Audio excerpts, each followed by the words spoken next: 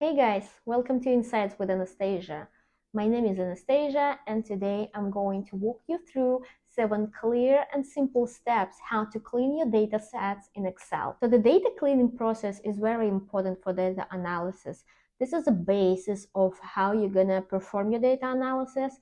And if you have messy and dirty data, you probably won't get a lot of value from analyzing these data sets. That's why I highly encourage you to learn data cleaning process as much as you can before moving to data analysis. And today, as I said, I'm going to walk you through 7 steps how to clean your data in Excel.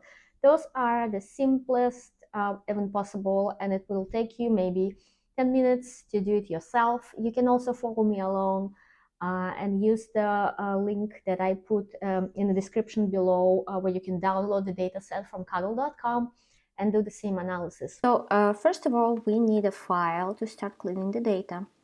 This file I downloaded from Kaggle.com. This is a supermarket sales data. This is very common data file that you can get as a data analyst, especially for me. I work as a marketing data analyst. I get a lot of sales files, purchase files. As I mentioned earlier, I have 7 steps to clean data, to prepare data for the analysis. And I have to highlight again, this is an important step. Data cleaning is essential step in data analysis. Sometimes people like to think that we just skip the data cleaning and jump into the data analysis. But again, I want to highlight that without clean and clear and correct data, you will never be able to get accurate insights that will help your business. So again, highly recommend spend some time and learn how to clean data.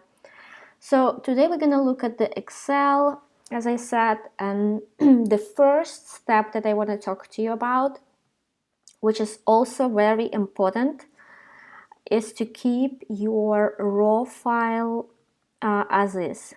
So for example, if you're working with the sales data, you usually get your file, you have like an initial file that you work with. Please keep this file as is. Don't change anything, just make a duplicate, make a copy of this file and start working with the second file you created. Why it's important? Because if something goes wrong, you always want to go to your initial data and look at how it was in the initial file. And for example, I downloaded the supermarket sales data.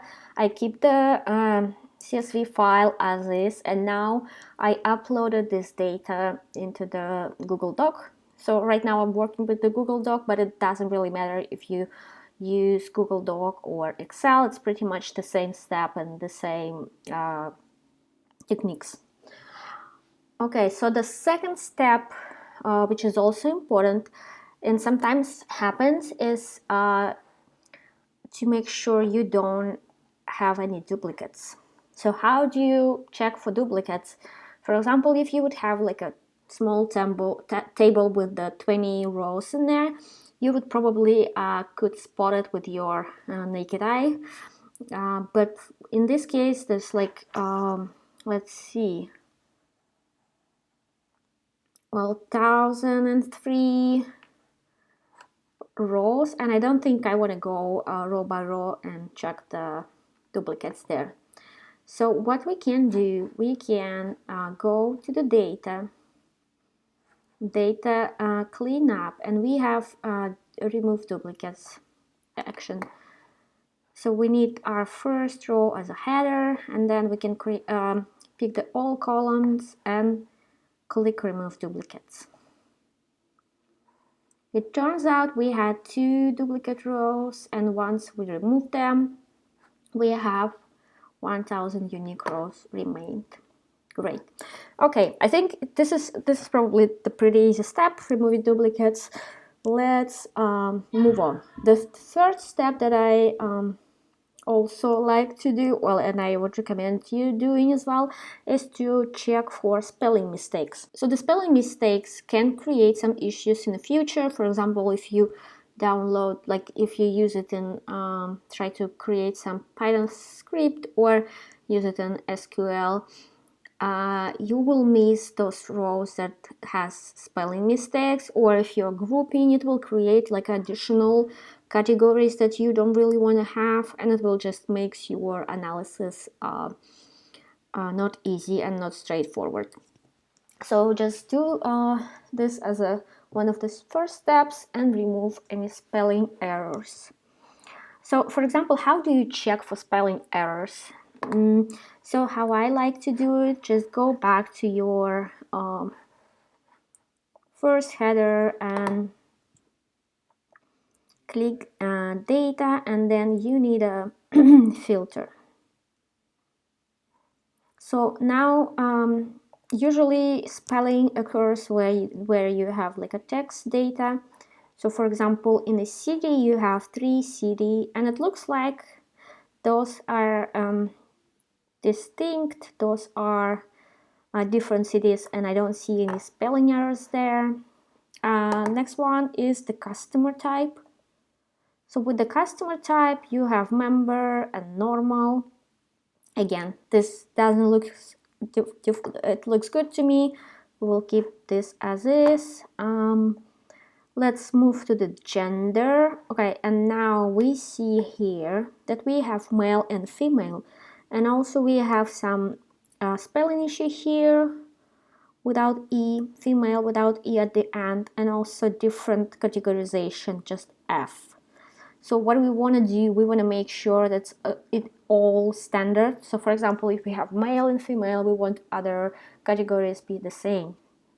So what we can do, you can unselect the correct versions of it and look at the ones that you don't have correct.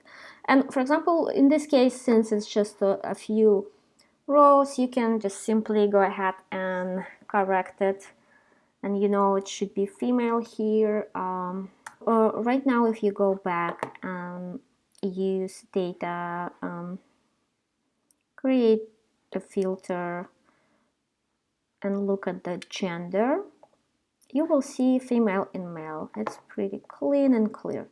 Okay, let's quickly check the product line. It looks good to me.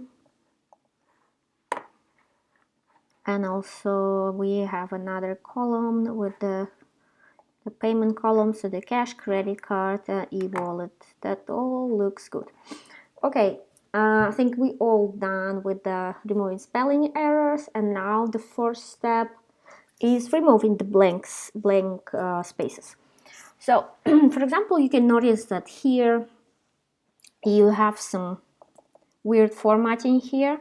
What actually happens is that you have spaces here. So what you can do, you can go ahead and like delete those spaces, but it is manual, and obviously when you work with like huge amount of data, you don't want to do that. So to make it easier, there is like a way to clean it. And again, let's go to data cleanup, and it's called trim white space, and it will trim all the white spaces you have.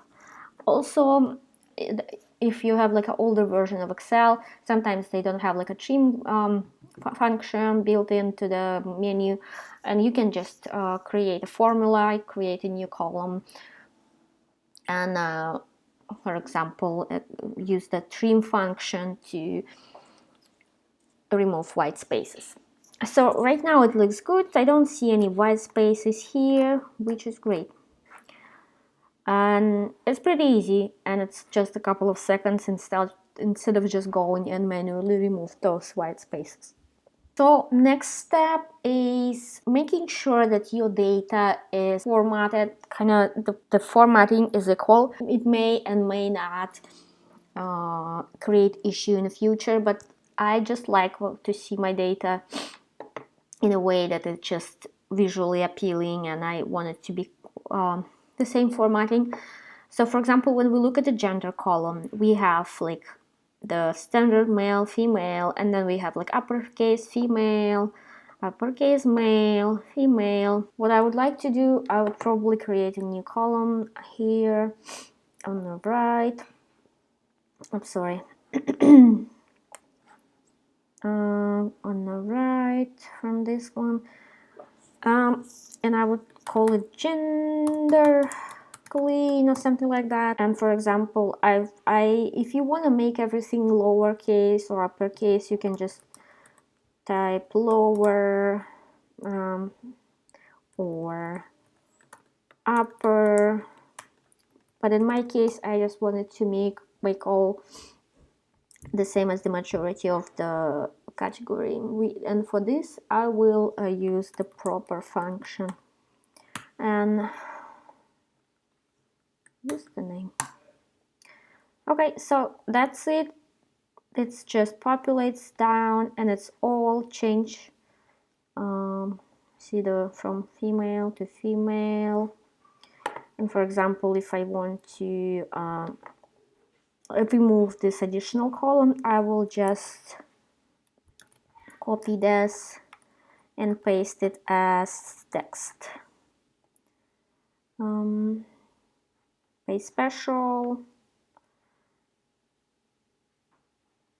values only. And I will remove this column that I just created. The next step for us is fixing formatting. This is one of the most important steps. So it doesn't mean that you have to only do this step, but usually when any issues occur during the data analysis process, it's because of some issues with the number data or the date time data. Especially date and time. This is very tricky one. So for example, here in Excel we have this $sign everywhere where there's like a currency, like a sales data. And so what I like to do, I just like to highlight those columns, and instead of this kind of currency type of data, I will just use numeric data. So I will just format and make it numeric.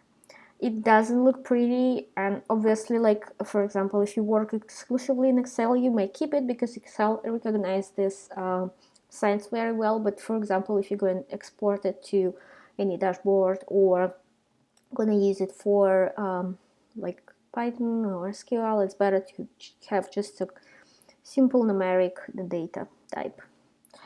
And that's it. Just make sure you have everything set in the same format. So for example, if you like, you can remove your okay, yes, that just remove decimal spaces. Now we look at, we have like a two column that are gonna be most challenging usually during your work as a data analyst, because there's like a lot of time where there's been a lot of time where I had issue exactly with the date time.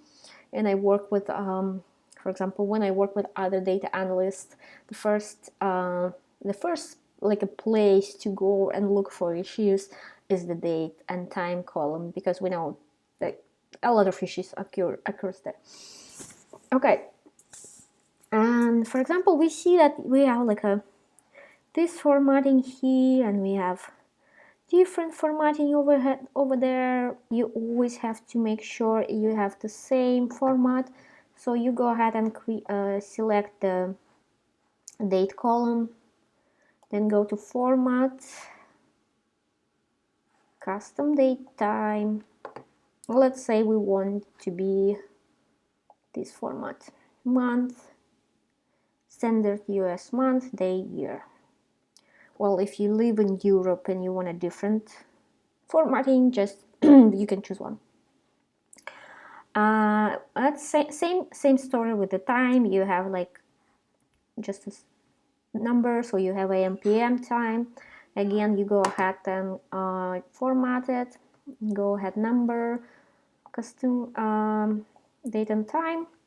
Wait, I like to choose custom because it gives me more kind of options to look what they have.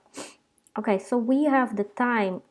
So what we wanted to see as time, probably, do I care about seconds? I don't think I do. Okay, let's just leave it as hours and minutes, I think.